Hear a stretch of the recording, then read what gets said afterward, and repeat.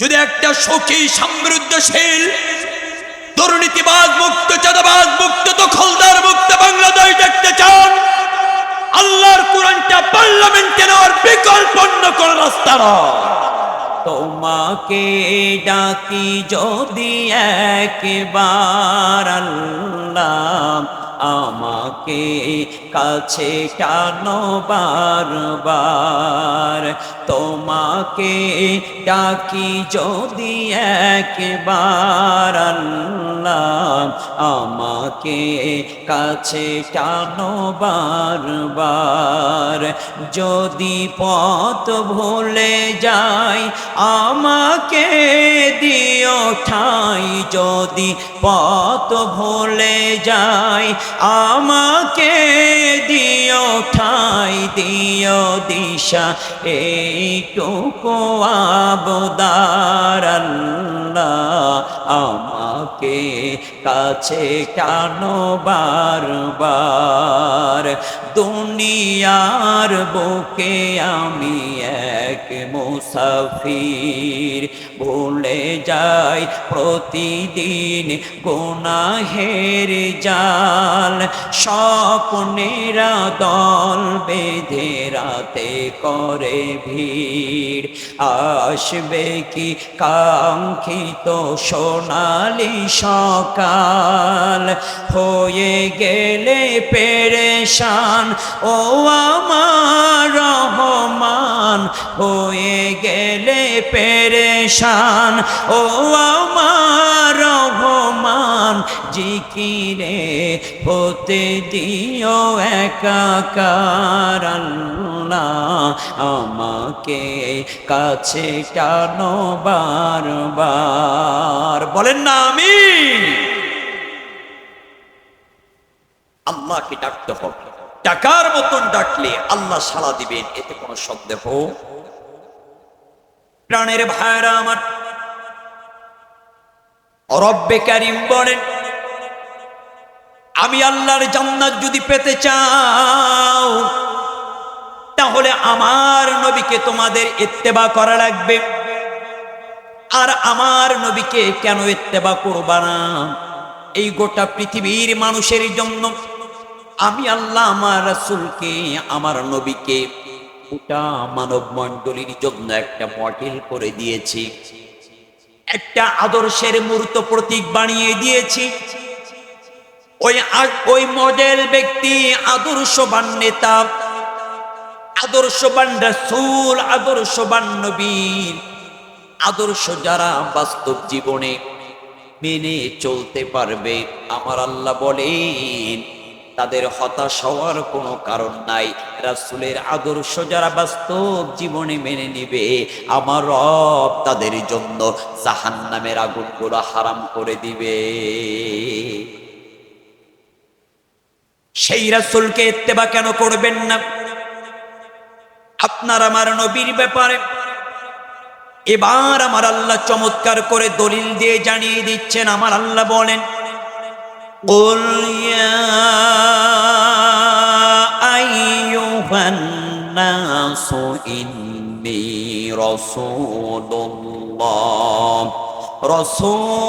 রাসূলুল্লাহি ইলাইকুম জামিআন। জোরে বলি আল্লাহু আকবার। 9 নম্বর পারা 7 নম্বর সূরা আরাফের 158 নম্বর আয়াত, 9 নম্বর সাবার 11 নম্বর লাইনের প্রথম অংশ এইটা। আমার আল্লাহ বললেন, এই পৃথিবীর মানুষদের জন্য, এই পৃথিবীর জমিনে আমি আল্লাহ আমার নবীকে রাসূল করে, নবী করে পাঠিয়েছি। আর সেই রাসূলকে, নবীকে এই গোটা পৃথিবীর মানুষদের জন্য সুসংবাদদাতা, শান্তির বার্তাবাহক করে প্রেরণ করে দিয়েছি। সেটার দলিল আমার আল্লাহ চমৎকার ভাবে কুরআনুল কারীমের মধ্যে নোট করে কোট করে জানিয়ে দিচ্ছেন। আমার আল্লাহ বললেন, ওয়ামা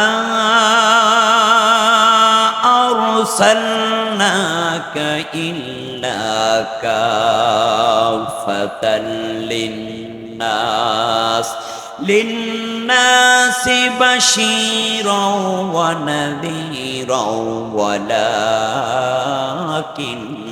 আকথারান নাসি লা ইয়ালামুন।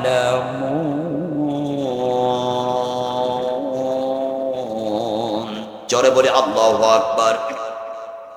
22 নম্বর পারা 34 নম্বর সূরা, সূরা সাবার 28 নম্বর আয়াত, 10 নম্বর সাবার 7 নম্বর লাইনের শেষের অংশ এটা। আমার আল্লাহ বলছেন, আমি আমার নবীকে গোটা পৃথিবীর মানুষদের জন্য সুসংবাদদাতা করে সতর্ক বার্তাবাহক হিসেবে আমি আল্লাহ রব্বুল আলামিন এই পৃথিবী নামক ধরাধামে আমি আমার রাসূলকে পাঠিয়ে দিয়েছি। আর সেই রাসূলের আদর্শটা গোটা পৃথিবীর মানুষদের জন্য একটা রোল মডেল দিয়ে দিয়েছি। ওই রাসূলের আদর্শ যারা বাস্তব জীবনে মানতে পারবে, পালন করতে পারবে, তাদের জন্য আমি রব জান্নাতের উচ্চ মাকাম রেখে দিয়েছি। সেই নবীর আদর্শের ব্যাপারে আমার আল্লাহ এবারে চমৎকার দলিল দিচ্ছেন। আল্লাহ বলেন, লাকাদ কানা লাকুম ফি রাসূলিল্লাহি উসওয়াতুন হাসানাহ। 21 নম্বর পারা 33 নম্বর সূরা, সূরা আহজাবের 21 নম্বর 19 নম্বর সাবার 12 নম্বর লাইনের প্রথম অংশ এটা। আমার আল্লাহ বললেন, একমাত্র কেবলমাত্র রাসূলের মধ্যে আমি আল্লাহ রেখেছি উত্তম আদর্শ। সেই রাসূলের আদর্শ যারা বাস্তব জীবনে মানবে, তারাই শুধুমাত্র শান্তির পথ পেয়ে যাবে।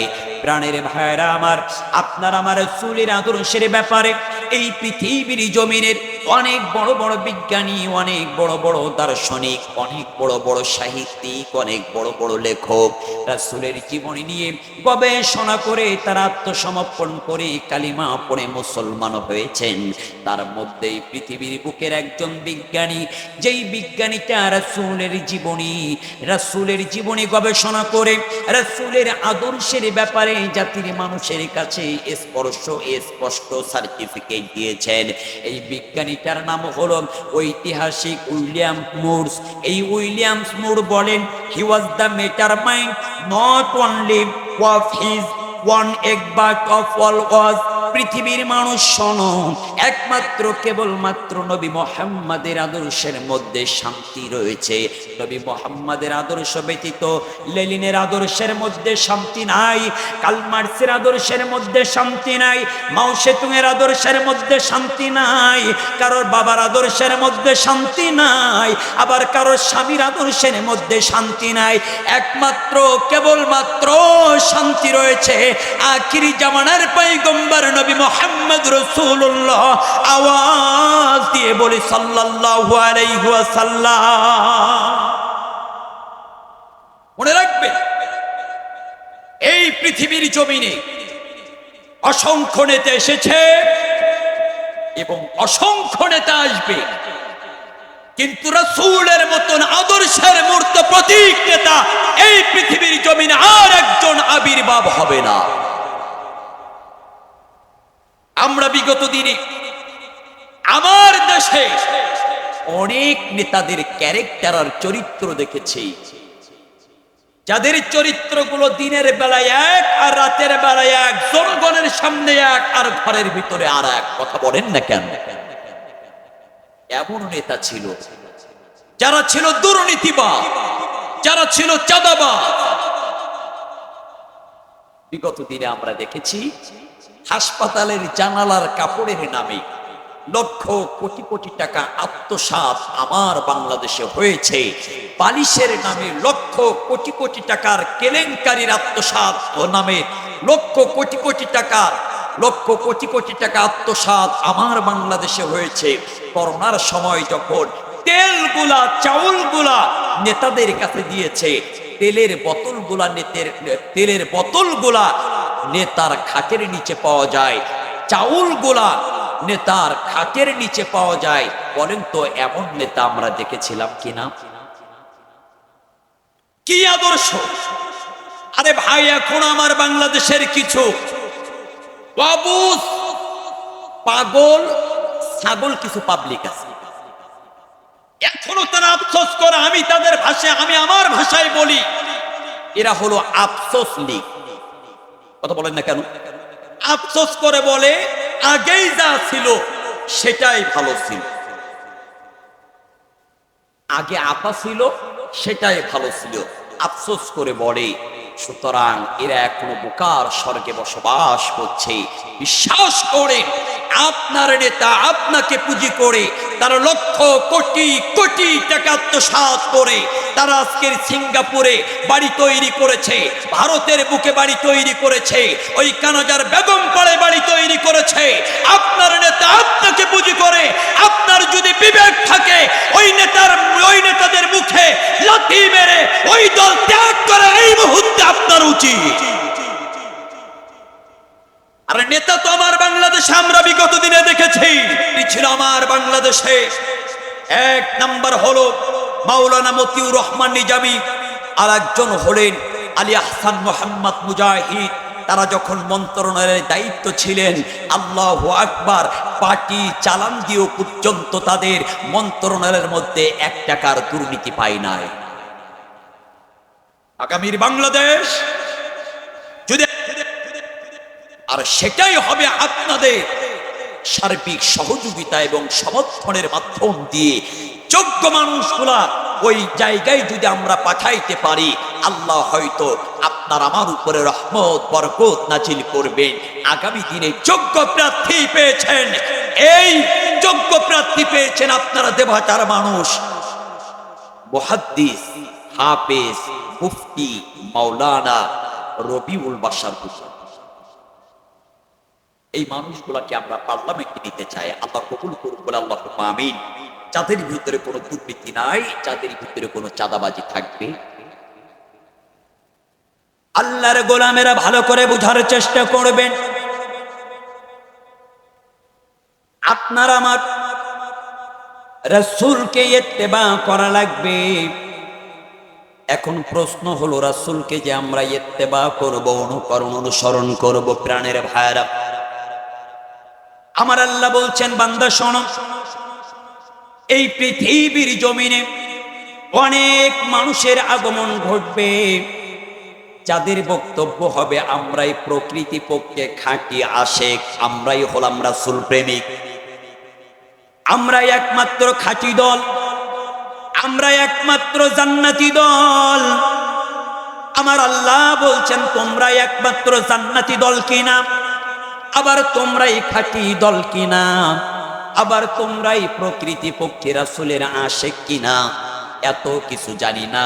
কিন্তু আমার আল্লাহ বলছেন শোনো বান্দা শোনো, আমি রব খাঁটি আশেক যদি হতে চাও, খাঁটি দল যদি চিনতে চাও, খাঁটি দলের নেতা যদি চিনতে চাও, জান্নাতি দল যদি দেখতে চাও, তাহলে অবশ্যই তাদের মধ্যে 4টা কোয়ালিটি, 4টা গুণ থাকা লাগবে।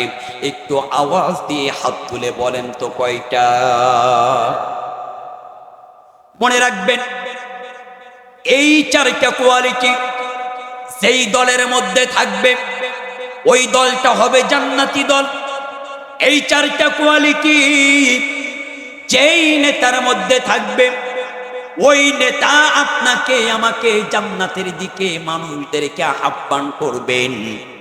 আর এই 4টা কোয়ালিটির একটাও যার ভিতরে বাদ থাকবে, ওটা সিটার, ধান্দাবাজ, প্রতারক, মিথ্যাবাদী ছাড়া আর কিছু হতে পারে না। আমার আল্লাহ বলছেন আমি 4টা গুণ দিয়ে দিলাম, 4টা কোয়ালিটি দিলাম। তার মধ্যে 1 নাম্বার কোয়ালিটি হলো তারা কুরআনুল কারীমের দাওয়াত দিবে এবং কুরআনুল কারীমের দাওয়াত গুলো গ্রহণ করবে। আল্লাহ দলিল দিচ্ছেন, আল্লাহ বলেন উদউ ইলা সাবিলি রাব্বিকা বিল হিকমাতি ওয়াল মাউইযাতিল হাসানা। 14 নম্বর পারা 16 নম্বর সূরা, সূরা নাহলের 125 নম্বর 20 নম্বর সবার 9 নম্বর লাইনের মাঝের অংশ এটা। আল্লাহ বলছেন তাদের 1 নম্বর কোয়ালিটি হলো তারা কুরআনুল কারীমের দাওয়াত দিবে, আর কুরআনুল কারীমের দাওয়াতগুলো তারা গ্রহণ করবে। একটু ভালো করে বুঝবেন, আজকের আমি রুস্তম আলী তাওহীদি কুরআনুল কারীমের কথাগুলো বলছি, আর আপনারা শ্রোতারা চাতক পাখির মতন কোরআনের আলোচনাগুলো শুনছেন। একটু আওয়াজ দিয়ে বলেন তো দেখি, আজকের 1 নাম্বার গুণ, 1 নাম্বার কোয়ালিটি বক্তার শ্রোতার মধ্যে আছে না? না, মিল করে নি। তাহলে 1 নাম্বার কোয়ালিটি হলো কুরআনুল কারীমের দাওয়াত দিতে হবে আর গ্রহণ করতে হবে। 2 নাম্বার, ব্যক্তি আর সমাজ জীবন পরিবর্তন করতে হবে। আপনি নিজেই পরিবর্তন হলেন, অথচ সমাজ পরিবর্তনের জন্য আন্দোলন করলেন না, কাজ করলেন না। আবার সমাজ পরিবর্তনের জন্য কাজ করলেন, কিন্তু নিজেই পরিবর্তন হলেন না। আমার আল্লাহ বলেন, লিমা তাকুলুনা মা লা তাফআলুন। এরা মুখে বলে এক কথা আর অন্তরের মধ্যে আরেক কথা। আসমানের নিচের জমিনের উপরে এদের চাইতে টাটকা হাইব্রিড জাতের মুনাফিক আর একটাও না।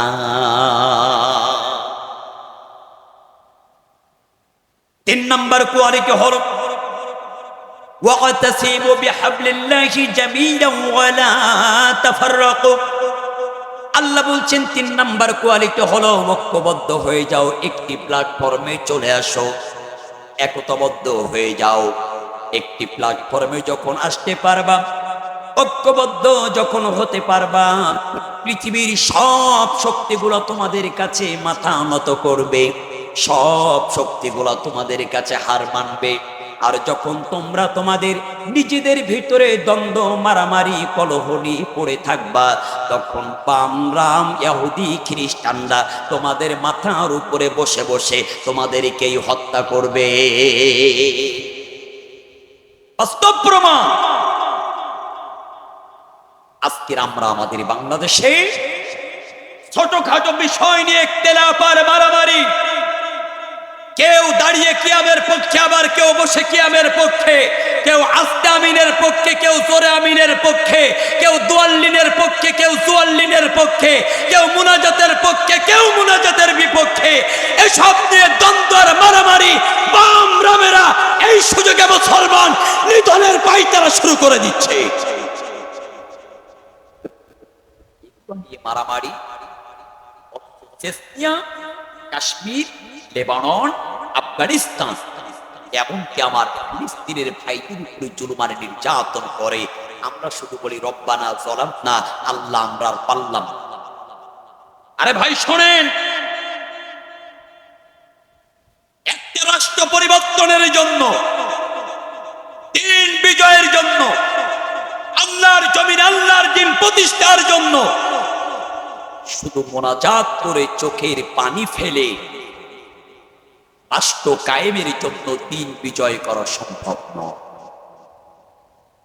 রাসূল সাল্লাল্লাহু আলাইহি ওয়াসাল্লাম রাতের বেলায় তাহাজ্জুদের জায়নামাজে বসে চোখের পানি ফেলতেন। সকালবেলা রাসূল সাল্লাল্লাহু আলাইহি ওয়াসাল্লাম নিজের কোমল হাতে, নরম হাতে কাফেরদের বিপক্ষে তরবারি ধারণ করে জিহাদের জন্য ময়দানে নেমে যেতেন। তাহলে রাতের বেলা চোখের পানির ফোঁটা জমিনে ফেলতেন, আর দিনের বেলা রক্তের ফোঁটা জমিনে ফেলতেন।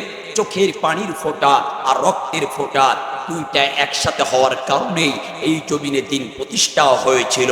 মনে রাখবেন, শুধু চোখের পানির বিনিময়ে আল্লাহর জমিন, আল্লাহর দিন প্রতিষ্ঠা হতে পারে না।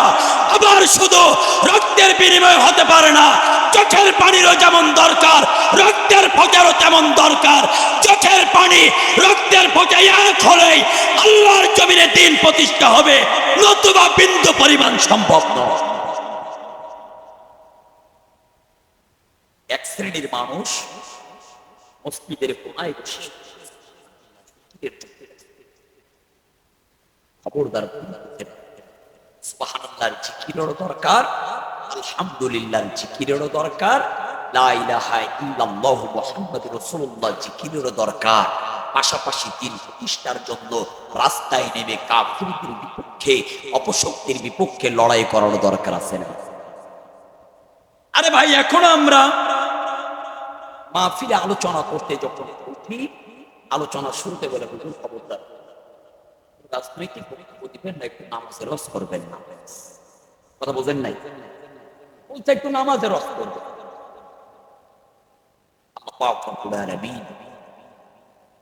রোজা ফরজ করার জন্য দলিল দিয়েছেন এক জায়গায়, ইয়া আইয়ুহাল্লাযীনা আমানু কুতিবা আলাইকুমুস সিয়াম কামা কুতিবা আলাল্লাযীনা মিন ক্বাবলিকুম লাআল্লাকুম তাত্তাকুন। হজ ফরজ হওয়ার জন্য দলিল দিয়েছেন এক জায়গায়, ওয়ালিল্লাহি আলান নাসি হিজ্জুল বাইতি মান ইসতাতাআ ইলাইহি সাবিলা।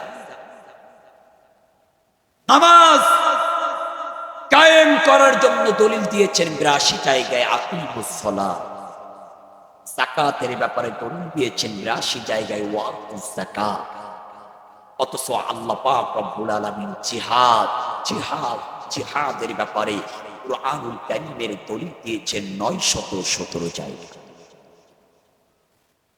তার মানে আপনার ৫০ বছর বয়স, ৬০ বছর বয়স, এখন আপনি নামাজের কিছু শিখতে পারলেন না, তার মানে ৫০ বছর ৬০ বছর ধরে আপনি কেন কোম্পানির দুটো খাইছেন? আল্লাহর গোলামেরা ভালো করে বুঝার চেষ্টা করবেন। আমার আল্লাহ বলেন, ওয়াতাসিমু বিহাবলিল্লাহি জামিআন ওয়া লা তাফাররাকু। ঐক্যবদ্ধ হতে হবে, একটি প্ল্যাটফর্মে আসতে হবে। ঐক্যবদ্ধ যদি হতে পারো, একটি প্ল্যাটফর্মে যদি আসতে পারো, পৃথিবীর কোনো ক্ষমতাবান, পৃথিবীর কোনো শক্তির, পরাশক্তির ক্ষমতা থাকবে না যে তারা মুসলমানদেরকে নিধনের জন্য ষড়যন্ত্র করবে। এবার আসেন, আমার আল্লাহ বললেন ৪ নাম্বার কোয়ালিটি হলো আল্লাহর জমিন, আল্লাহর দিন প্রতিষ্ঠার আন্দোলন করতে হবে। এই ৪টা গুণ, ৪টা কোয়ালিটি অবশ্যই যাদের মধ্যে থাকবে তারাই একমাত্র জান্নাতি দল, তারাই শুধুমাত্র সঠিক দল। তাদের ওই নেতাগুলোকে অবশ্যই অনুসরণ করতে হবে। ৪টা কোয়ালিটি, ৪টা গুণের মধ্যে যদি ওই নেতার মধ্যে একটা গুণ বাদ পড়ে, তাহলে ওই নেতা সঠিক নেতা, সঠিক নেতা আমাদের সমাজের নেতা। ১ নম্বর কোয়ালিটি মানতে রাজি, ২ নাম্বারটাও মানতে রাজি, ৩ নাম্বারটাও মানতে রাজি, কিন্তু ৪র্থ নাম্বার যখনই বলা হয় আল্লাহর জমিন, আল্লাহর আন্দোলন করতে হবে, জড়িত হয়ে গিয়েছে। হযরতে জিবরাইল চলে আসলেন, আল্লাহর নবীকে ডাক দেয়, নবী একটা বারের জন্য অনুমতি দেন, এই গোটা তায়েফের জমিনটা একেবারে লন্ডভন্ড করে দিতে চাই। আল্লাহর নবী আমার বলল, ও ভাই জিবরাইল, তোমাকে কে পাঠিয়েছে বলো? আমার আল্লাহ কি পাঠিয়েছেন? জিবরাইল বলেন, নবী না, আপনার উপরে পাথর মারার কারণে আপনার উপরের জুলুম নির্যাতন আমার সহ্য হয় না, আমার কষ্ট হয়। আপনি একটা বারের জন্য অনুমতি দেন, গোটা তায়েফের জমিনটা একেবারেই উলটপালট করে দিতে চাই। আল্লাহর নবী আমার বললেন, যাও, চলে যাও। এই তায়েফের জমিনের মানুষ যদি না থাকে, আমি নবী কাদের কাছে কালিমার দাওয়াত দেব? আল্লাহর নবীর দিকে যখন একের পর এক বৃষ্টির ফোঁটার মতন পাথরগুলো মারা শুরু করে দিয়েছেন, তায়েফের কোন একটা দুষ্ট ছেলের পাথর আল্লাহর নবীর বাম পায়ের বাম হাঁটুতে লেগে গেল। আল্লাহর নবীর পা দিয়া দর দর দর দর করে রক্ত বাহির হয়। আল্লাহর নবী আমার সামান্য মাজা কারা নিচু করে নবীজির বাম পায়ের হাঁটু রক্তগোলা হাত দিয়া মুছতেছে। দূরেই দাঁড়িয়েছিল আল্লাহর নবীর পোষা ছেলে হযরতে যায়েদ। একটা দৌড় দিয়ে নবীজির কাছে আসলেন, ইয়া রাসূলুল্লাহ, ইয়া হাবিবাল্লাহ, আপনি কি আপনার রক্তকে দিন প্রতিষ্ঠার চাইতে, কালিমার দাওয়াতের চাইতে বেশি ভালোবাসেন? আল্লাহর নবী আমার যায়েদকে ডাক দিয়ে বললেন, যায়েদ, এমন কথা কেন বলো?